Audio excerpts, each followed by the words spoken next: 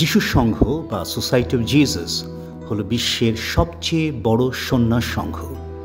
যিশু সংঘের সদস্যরা জেজুইট নামে পরিচিত। বর্তমানে বিশ্বের ১১২টি দেশে প্রায় ১৬,০০০-এর অধিক যিশু সঙ্ঘী বিভিন্নভাবে সেবাদানে রত রয়েছেন। বাংলাদেশে যিশু সংঘের ২৭ জন সদস্য রয়েছে।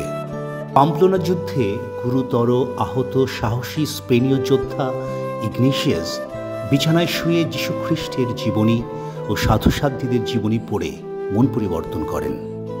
ঈশ্বরের বাণী প্রচারের জন্য প্যারিস বিশ্ববিদ্যালয়ে অধ্যয়নকালে তাঁর রুমমেট সাধু ফ্রান্সিস জেভিয়ার, সাধু পিটার ফেভার সহ আরও ৪ জন সহপাঠী বন্ধুদের নিয়ে সংঘবদ্ধ জীবন শুরু করেন, যা ১৫৪০ খ্রিস্টাব্দে মণ্ডলীর অনুমোদন লাভ করে। প্রথম যিশু সঙ্ঘীদের মূল লক্ষ্যই ছিল ঈশ্বরের মহত্তর মহিমা প্রকাশ করা, আর এটি হচ্ছে যিশু সংঘের মূল মন্ত্র, যা ল্যাটিন ভাষায় বলা হয় আদমায়োরেম দে গ্লোরিয়াম এবং ইংরেজি ভাষায় for the greater glory of god.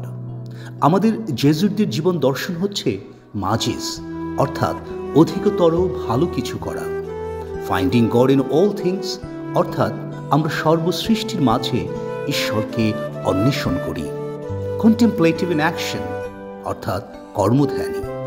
১৫৯৮ খ্রিস্টাব্দে ১লাই October father Francisco Fernandez, father Domingo de Souza এবং ফাদার মেলিকিওর দা ফনসেকা বাংলার মাটিতে আগমন করেন এবং এরাই এদেশে প্রথম খ্রিস্ট বিশ্বাসের বীজ বপন করেন। ১৬০০ খ্রিস্টাব্দের ১লাই জানুয়ারি তাঁরা খুলনার ঈশ্বরীপুরের প্রভু যিশু নামক গির্জার উদ্বোধন করেন, যা বঙ্গদেশে প্রথম গির্জা। পরবর্তীতে তারা চট্টগ্রামে যান এবং সেখানে আরাকান রাজার নিষ্ঠুর নির্যাতনে বাংলাদেশের প্রথম ধর্মশহীদদের মৃত্যুবরণ করেন। এরপরে বিভিন্ন সময়ে বিভিন্ন স্থানে জেজুইটরা বাংলাদেশে কাজ করেন, তবে আনুষ্ঠানিকভাবে বাংলাদেশে ১৯৯৪ খ্রিস্টাব্দে পুনরাগমন করেন। বর্তমানে বাংলাদেশে জেজুইটরা ৪টি জায়গায় কর্মরত রয়েছেন। সেগুলো হলো ঢাকা, মঠবাড়ি, কুচিলাবাড়ি, রাজশাহীর ভবানীপুর, চট্টগ্রামের কক্সবাজারে।